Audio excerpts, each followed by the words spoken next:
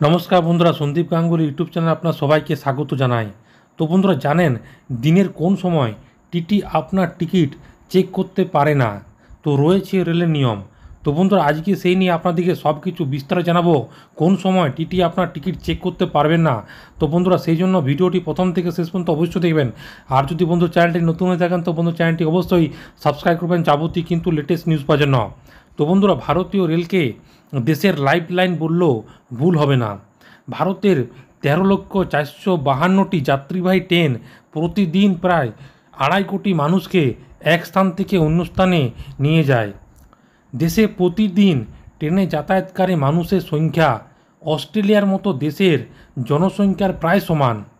তা থেকে আপনি অনুমান করতে পারেন ভারতীয় রেলে নেটওয়ার্কটা কতটা বিস্তৃত। তো ট্রেনে ভ্রমণ সবসময় মানুষের কাছে প্রিয়।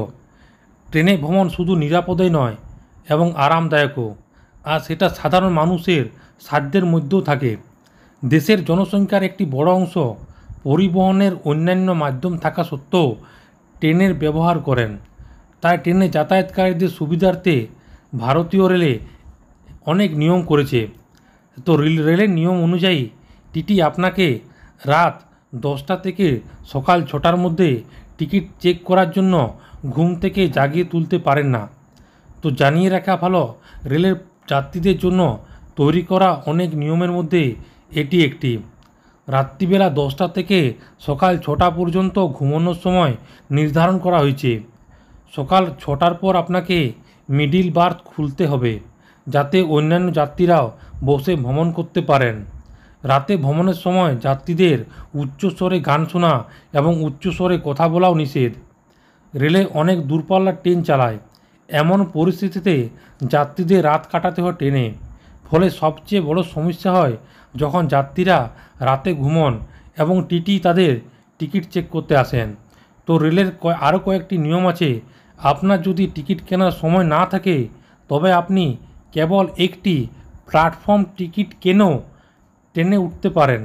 এরপর আপনার বোর্ডিং স্টেশন থেকে গন্তব্য পর্যন্ত ট্রেনের টিকিটের জন্য টাকা দিতে হবে।